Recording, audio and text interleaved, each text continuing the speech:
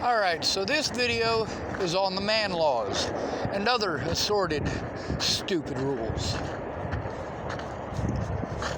I'm going to give you some examples here in this video.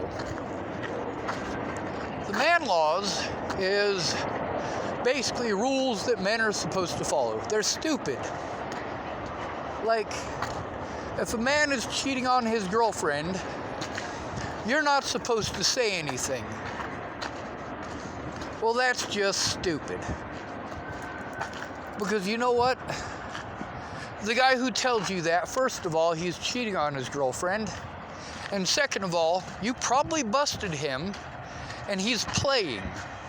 What he's trying to do is stall you long enough that he can talk shit to the girl that he's cheating on to discredit you before you are ever allowed to say anything. So we'll use John as our fictional male in these stories. So John is dating a woman, and he's cheating on her, and you see him kissing a girl that is not, let's say she's your best friend, or one of your very good friends that John is dating. Now, John says to you, well, don't say anything to her. It's against the man laws. But then, the first thing he does when he sees his girlfriend is talk trash on you so that she is mad at you and doesn't want to talk to you, doesn't want to hear you, whatever the case may be.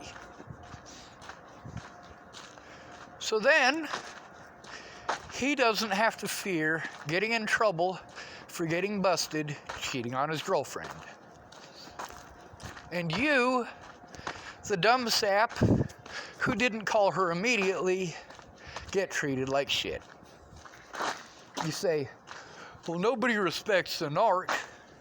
I'm going to tell you, I respect somebody who tells on someone honestly more than I respect somebody who manufactures a lie in order to not get in trouble.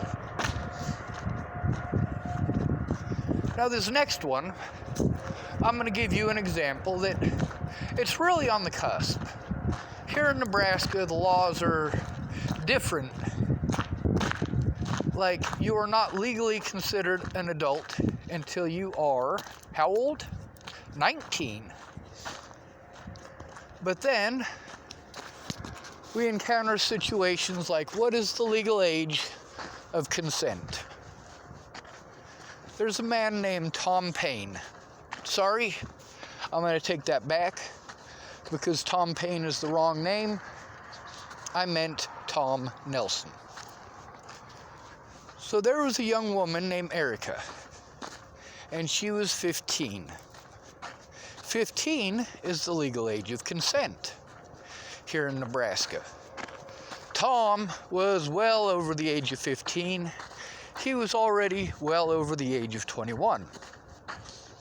So, one night, he starts coming over and telling me, Sean, don't have sex with her. Don't have sex with her. She's underage. She's underage. Now, the whole time he's telling me this, I'm thinking to myself, I'm not interested in having sex with her because she's underage. Well, it turned out that Tom had gone over there to try to get laid. He had taken over some alcohol, and he got Erica drunk. And then, that dumbass had sex with her. After telling me repeatedly, don't have sex with her, she's underage, she's underage, she's underage. And then he tells me he doesn't want me to tell anyone. Now, first of all, she is at the legal age of consent. Who am I going to tell? I mean, if I go to the cops, they're going to say, dude, she's 15. She can have sex. But then there's the fact that it's the man laws. You're not supposed to tell on him. Now, The first thing that he did was try to cock block, and the reason for that is because apparently Erica had been hitting on me for most of the night, something that I was completely oblivious to. Also, it was something that Tom was completely unaware of. He thought that I'd been picking up on her hints all night long. So the first thing he did was cock block so that he could move in. Well, man laws, right? He's not going to follow those laws, is he? He's not going to follow those rules, is he? It's the same thing with calling the cops. The person who is going to beat you up and call you a cop caller when you didn't call the cops is the very same guy who is going to call the cops when you beat his ass. Or if he thinks that you're going to beat his ass. And I have noticed, for the most part, these are pretty people. Because the rules do not apply to pretty people. Pretty people do not have to follow the rules because they're pretty. If you get blackout drunk, you cannot legally consent to having sex. However, if you wake up in the morning after getting blackout drunk and the man next to you, and I am making the man the example because it is not often that a man is going to accuse a woman of rape. He would get ostracized and laughed out of his community, and I do mean that. When a woman wakes up next to an ugly man after being blackout drunk, there is a possibility that she will call the cops and say, hey, this motherfucker raped me. Even if there's 100 people at the party who saw her flinging herself all over him while he was as drunk as she was, in a court of law, that man is still a rapist. Where in actuality, if that's rape, they should both be charged with rape.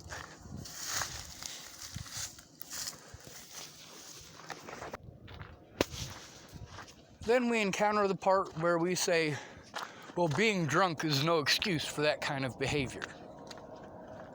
Well, if drunk is no excuse for that kind of behavior out of a man, then being drunk is no excuse for that kind of behavior out of a woman. Now, let's say she wakes up next to Danny DeVito. He is a lot more likely to be going to prison for having consensual sex with a drunk while he was drunk than if someone who is considered physically attractive. Now, I know Tom Cruise is getting older, but we'll use him for an example anyway. Let's say you wake up next to Tom Cruise in the morning after having drunken blackout sex. You are more likely to have a new boyfriend than to call the cops. Another thing to make mention of is that women are far more likely to be stalkers than men, by almost 3 to 1. What that means is that for every male who exhibits stalker behaviors, there are 3 women who exhibit stalker behaviors. Also, women tend to be more extreme about their stalker behaviors. But because of social aspects and social bias, it is just assumed that a man is going to get violent if he exhibits stalker behaviors. In actuality, women are more violent than men, and this has been proven. They are violent more often, by a lot. Now you say, how can this be? Look at the conviction rates. Well, that's right. Do look at the conviction rates. Does a conviction mean that you're guilty? Not necessarily. You can be railroaded by the courts for your gender because the judge is a human with the same social bias as the rest of society. The same thing with the police officer. The same thing with the lawyers. Now, women get pulled over at the same rate as men, believe it or not. However, men are 5 times more likely to get a ticket. You want gender equality? Do you? You want to talk about white privilege? Let's talk about women privilege. Women have the privilege of getting away with things that men cannot, or more often than not, just simply don't. Just as a white man is more likely to get away with a crime than a black man, a woman is more likely to get away with a crime than a man.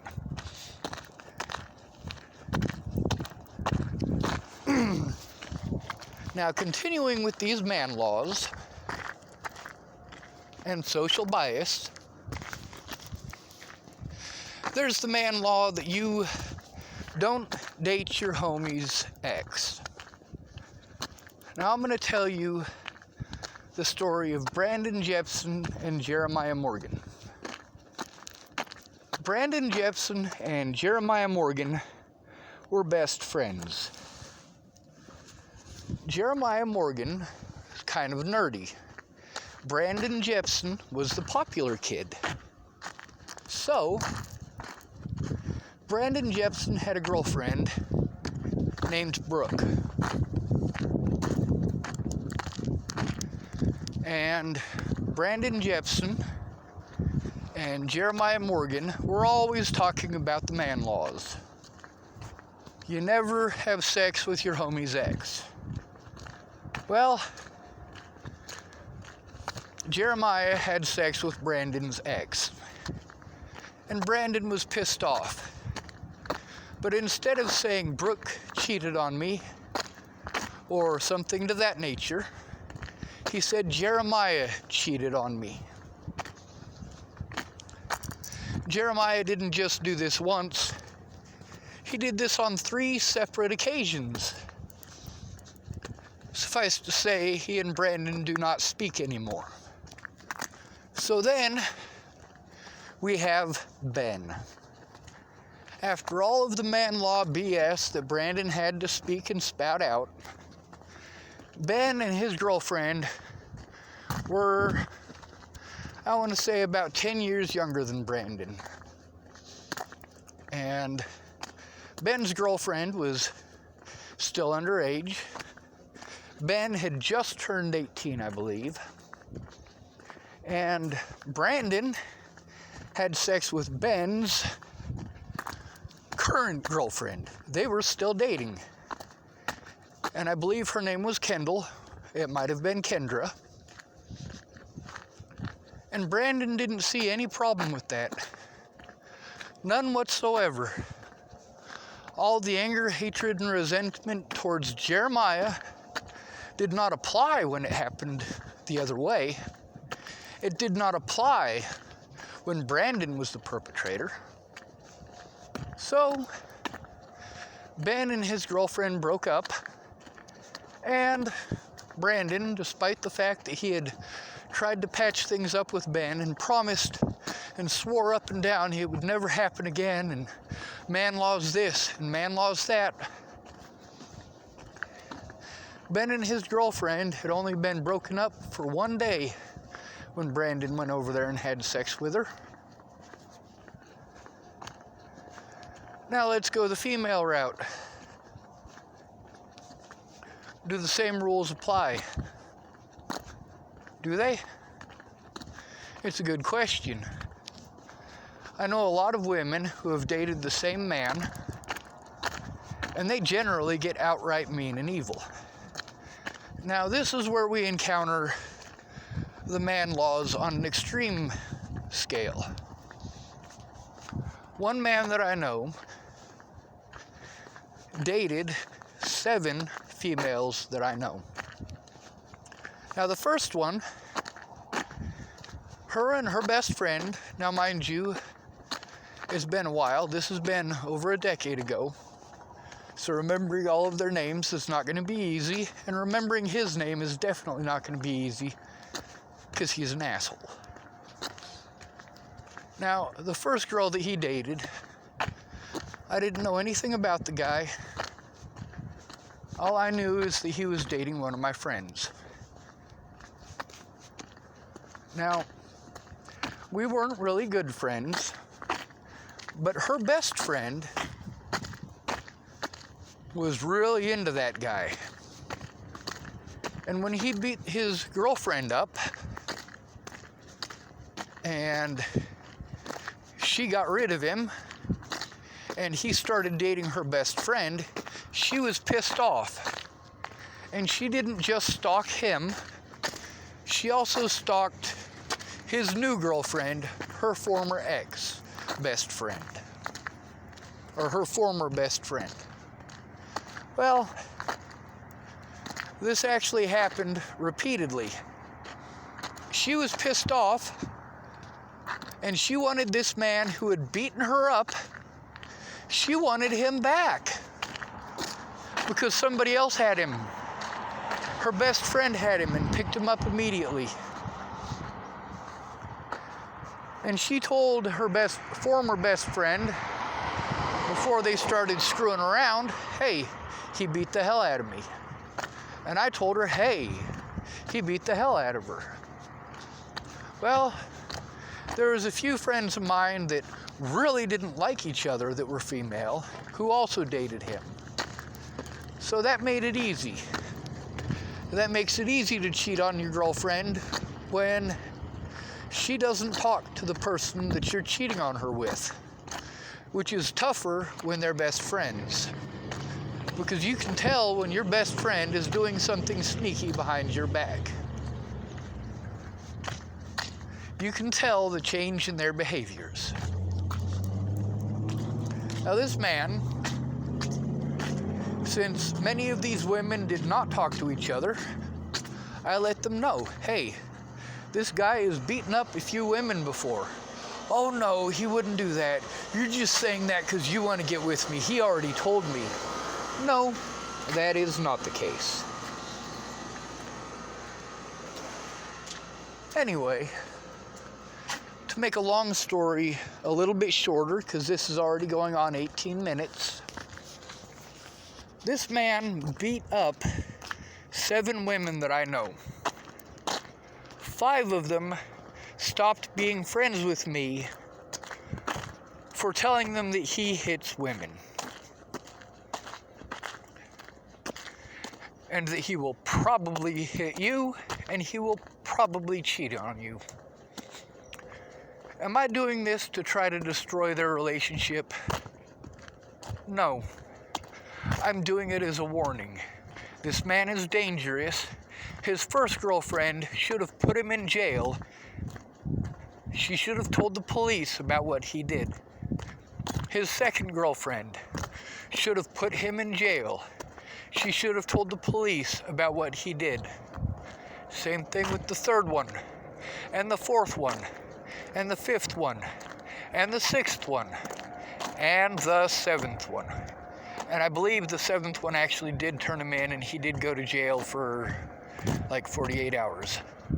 And then his mother bailed him out. But that's not the important part of the story. See, this guy was extremely good looking. And a couple of these women he actually dated more than once. He would juggle them. And he could get away with it because he was good looking and they wanted to believe him because he was good looking. And it's funny because these women told me, oh, if a man ever hit me, that'd be the end of it. Really?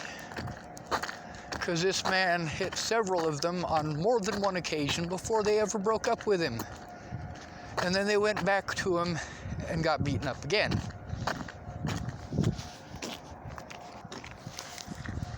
Now, this guy is literally just using them for sex. Meanwhile,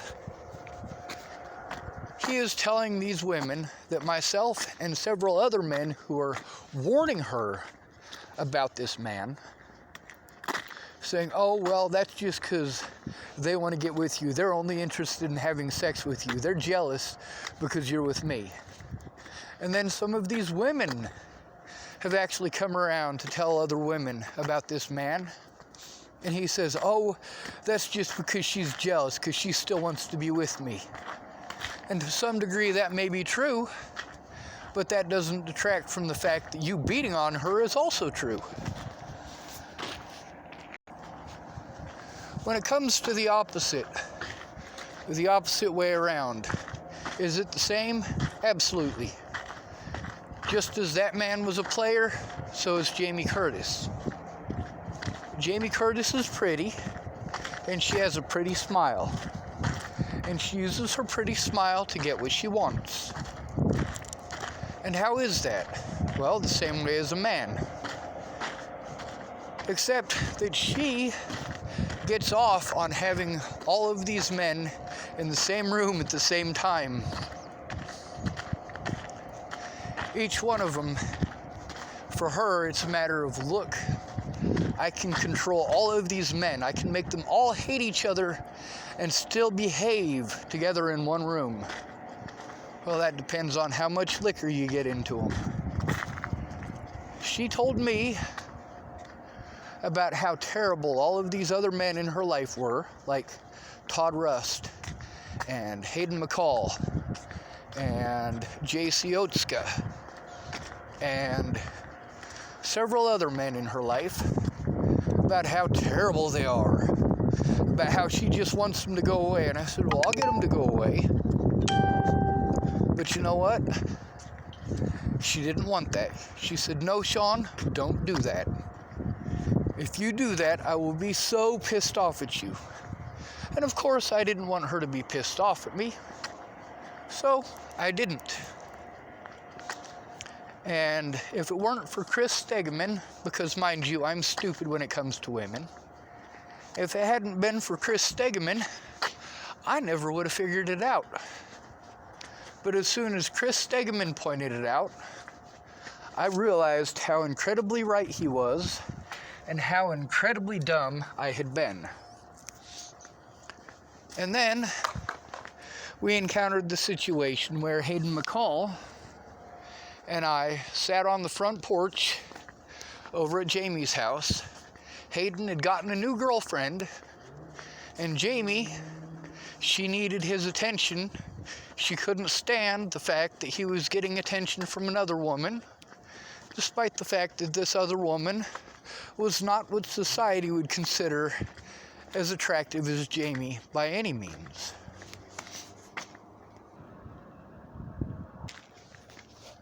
Now, y'all know the saying, don't hate the player, hate the game. Maybe you should pay attention to the key words there. Game. It's a game to them. You are not a human being. You are a toy. You are being played. And as soon as you realize that, you realize that it is not the game that you need to hate. It's the player that you need to stay the hell away from. And that's the point that Jamie and I got to. I couldn't stand to be around her. And if it weren't for her son, I would have stayed completely the hell away from her. Now, there's also the fact that there's familiarity there. She was one of the very first people I met when I got out of the system and moved to Chapel, Nebraska at the age of 15. She was 9, and we had been friends ever since.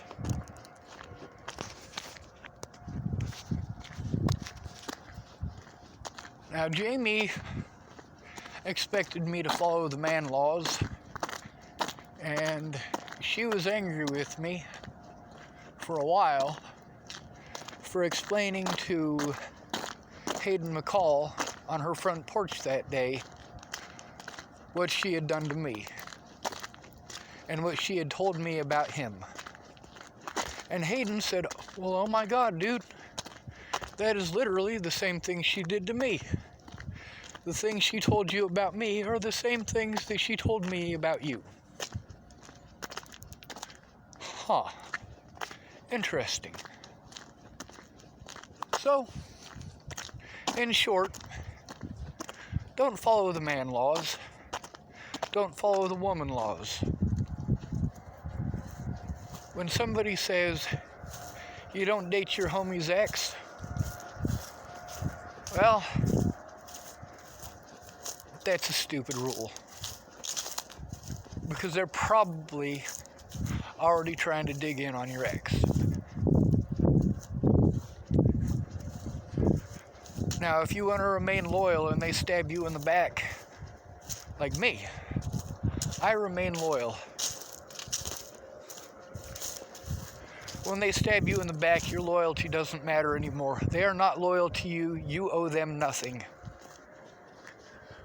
When someone wants to accuse you of being a cop caller and try to get all of their friends and buddies and pals together to harass you and threaten you, like they did to Ryan James. Ryan James was a friend of mine in Boulder. One of Natalie's exes, by the name of Cash, who I literally stepped in between him and some people he was trying to stab. He was trying to stab them over Desiree Leonard, who is Natalie's mother's mutual friend between her and I. Desiree Leonard. Well, Cash got his ass beat by a girl named Desiree Leonard, and he was fucked up on drugs, and he just wanted to stab somebody. And then there's Danny Dragon. Danny Dragon is a family man now. He cleaned his shit up, thank goodness. But he wouldn't have had that opportunity to clean his shit up had I not stepped in between him and a guy on the bike trail by the Boulder Library that he was going to stab to death. And the third one was a guy who went by the name Casper. Now here's the thing. A guy named Kelly, who is gay, wanted Ryan to suck his dick. When Ryan wouldn't suck his dick, Kelly went down and paid those 3 individuals to beat Ryan up. This man's name is Kelly Engel, by the way, and I have a few stories about him. So, Kelly paid these 3 guys to beat up Ryan James. And they wanted to get away with it. They didn't want it being considered a hate crime for beating up a homosexual. So they accused him of being a cop caller, despite the fact that he had not called the cops. And all 3 of them beat him up. Well, those of you who know me in person know that I'm not going to stand for that. I went down to talk to those 3. First one I talked to was Cash, and he was a lowly punk at that point. He was not fucked up on drugs, and he wasn't looking for violence. Then I went and talked to Danny. Danny is very small, and he was not looking for violence. Then there was Casper, and Casper swung on me several times, glancing his fists off of my hoodie, because he couldn't get a solid punch on me. He did get one good solid punch in the square of my back. This was before I injured my back, by the way. Now, all three of those men later decided they were going to try to punk me 3-on-1. Well, it didn't work out so good. Two of them were going to come and beat me up, and Cash kept his distance and let Danny and Casper do their business.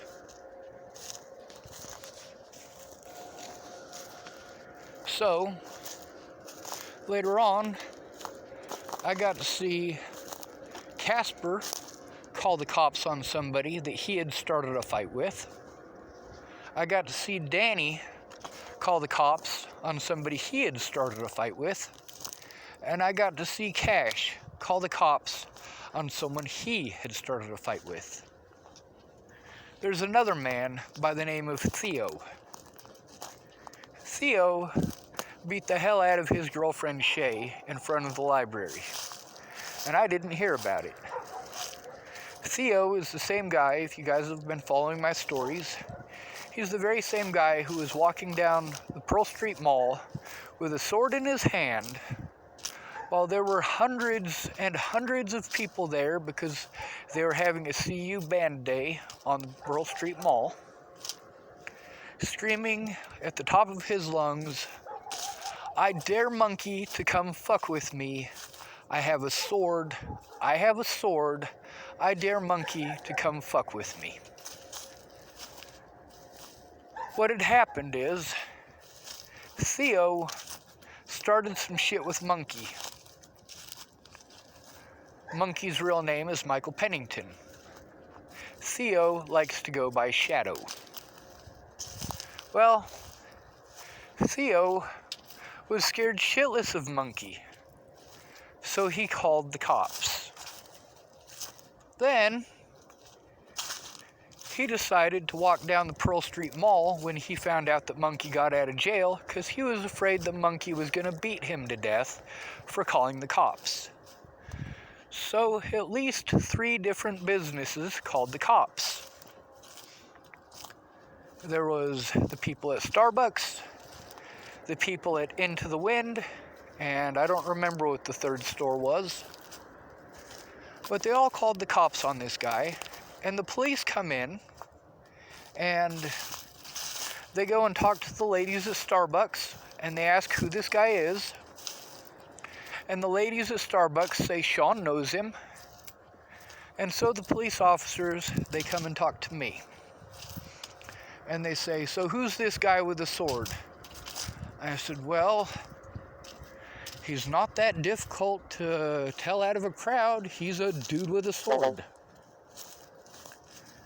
But they insisted I come outside with them, and so I did. And when I got outside, there's Theo sitting on the bricks, his sword next to him, on his best behavior, with 3 or 4 cops already around him. There was no need for me to be there. They had already apprehended their suspect. It was none of my business at that point. However, because the people at Starbucks had pointed me out and had me dragged out of Starbucks by the police, not literally dragged, they were very insistent, however, Theo ran around telling everybody that I was a cop caller. "Excuse me," says I, "but first of all, I'm not a cop caller. I certainly am now. I don't follow the man laws. You cheat on my homie, I'm going to tell on you. And that's a fact, Jack." Now, at this point, it's pretty obvious that the police don't give 2 shits what I have to say, so I will make it public on the internet. Now that's a fact, Jack. Theo ranted and raved to everyone he knew for almost a week straight that he was going to catch me in an alley and kill me. And several of his buddies were raving the same thing, because, there's some hatred for cop callers among that community. But guess what? he didn't catch me in a dark alley alone. No, what he did is he waited until there was a bunch of people there, several of them who hated me because of his slander, and I had a backpack on my back and both of my hands full. That's when he chose to come up and punch me in the face, and when I set my things down, he went and hid behind a girl named Kayla. Kayla is one of the girls he was cheating on Shay with. Fuck the man laws. Anybody who wants to recite the man laws at you is a bitch, and you are better off dropping him off like a bad habit.